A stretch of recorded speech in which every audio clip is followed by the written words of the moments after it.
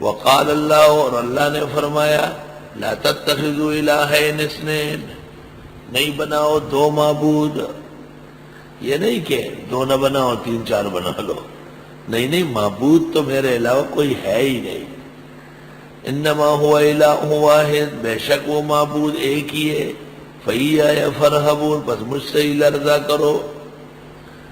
وَلَهُ مَا فِي السَّمَاوَاتِ وَالْأَرْضِ، اور اسی کے لیے ہے جو کچھ آسمان و زمین میں. وَلَهُ الدِّينُ وَاصِبًا، اس کا دین ہمیشگی کا ہے، اس کا دین ہمیشہ رہے گا. کتنے بے دین آئے چلے گئے، لیکن اہل دین ہمیشہ موجود رہے. واصباً کے معنی دائماً. افغیر اللہ تتقون، کیا اللہ کے علاوہ اوروں سے ڈرتے ہو. وما بکم من نعمت فمن اللہ، اور جو تم پر احسانات ہیں پس اللہ کی طرف سے.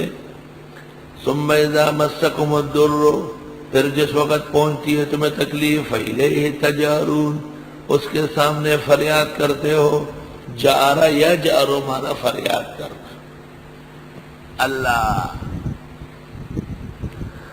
اللہ تعالیٰ کے حضور تو سب کو فریاد کرتا ہے.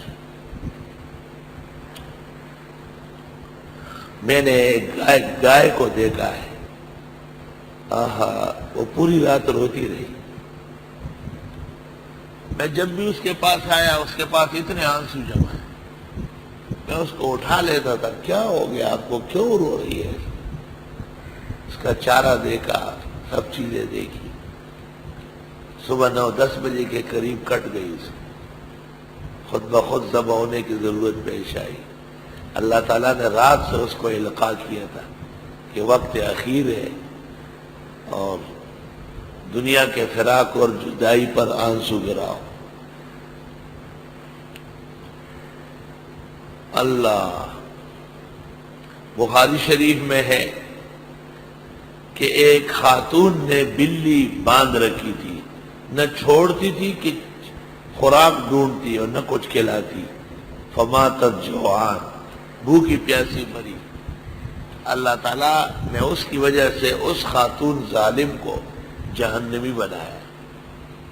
اللہ کے ہاں ہر ایک کا فریاد چلتا ہے. فَإِلَيْهِ تَجَارُونَ.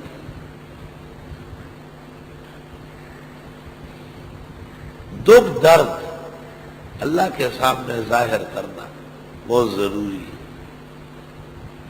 اور جب دکھ درد وہاں ظاہر کرو گے تو فائدہ بھی ہوگا.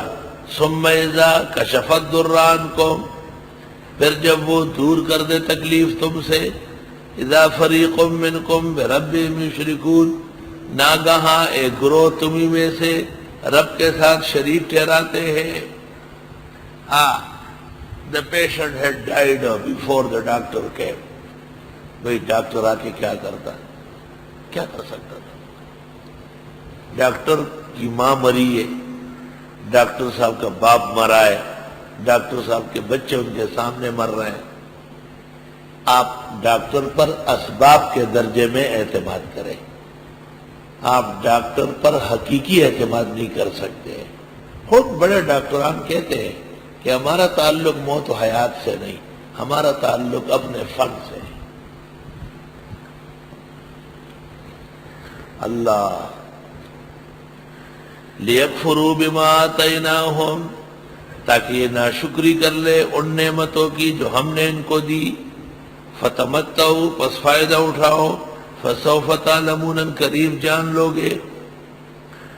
وَيَجْعَلُونَ لِمَا لَا يَعْلَمُونَ نَصِيبًا، اور یہ بناتے ہیں ان کے لیے جو کچھ بھی نہیں جانتے حصہ. بابا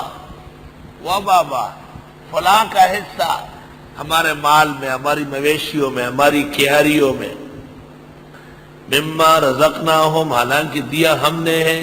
تاللہ، خدا کی قسم، لتسألن عما کنتم تفترون، تم سے سوال ہوگا یہ جو جھوٹ گڑتے ہو. بزرگان دین کے ساتھ احترام کا تعلق تو عبادت ہے، لیکن بزرگان دین کے ساتھ عبادت کا تعلق یہ کفر ہے. طالب علموں، یہ فرق سمجھو. یہ ناراضگی کس پر ہے؟ کہ بزرگوں کے ساتھ احترام کے بجائے تعبد کا برتاؤ ہونے لگا.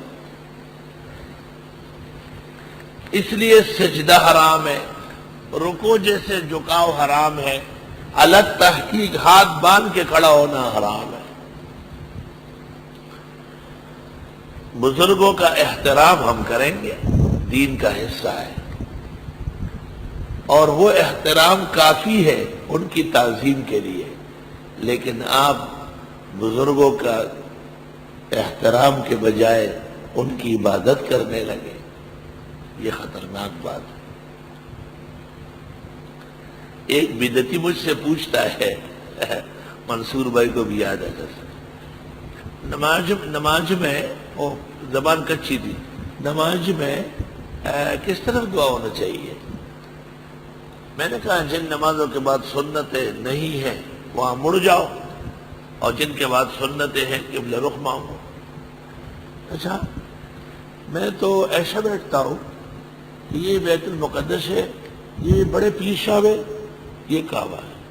میں ایسا بیٹھتا ہوں، ایسا نہیں ہو. میں نے کہا بڑے پیر صاحب کا کیا کام ہے مصلی پر؟ بڑے پیر صاحب شریعت کا کون سا حصہ ہے؟ یہ احترام کے بجائے تعبد. چنانچہ مختلف بزرگان دین کی نیاز، نظر، منت، اور پھر آہستہ آہستہ ان کو غیب دان، حاجت روا سمجھنا. لَتُسْأَلُنَّ، یقیناً تم سے پوچھ گچھ ہوگی، اما کنتم تفترون، وہ جو تم جھوٹ گڑھتے ہو. اللہ اکبر. وَيَجْعَلُونَ لِلَّهِ الْبَنَاتِ، اور انہوں نے بنائے اللہ کے لیے بیٹیاں، کہ فرشتگان خداوندی یہ خدا کی بیٹیاں ہیں. سبحانہ، اللہ کی ذات پاک ہے کہ اس کی کوئی بیٹی ہو. وَلَهُمْ مَا يَشْتَهُونَ، اور ان کے لیے جو یہ چاہتے ہیں. خود تو بیٹی پر خوش نہیں ہے کہ ان کی بیٹی بے شک رحمتوں کا باعث ہے، لیکن خجالت کا بھی باعث ہے، شرمندگی کا بھی باعث ہے. ہماری بیٹی، ہماری بہن وہ دوسروں کے گھر جائے، ہماری بیٹی اور بہن کے ساتھ کوئی اجنبی ہاتھ لگائے، ہائے ہائے ہائے ہائے. شیخ الاسلام مولانا حسین احمد مدنی اور حضرت مولانا الیاس صاحب رحمہم اللہ جب بیٹھتے تھے، بیٹیوں کے تذکرے کر کے زاروں کا تان ہوتے تھے.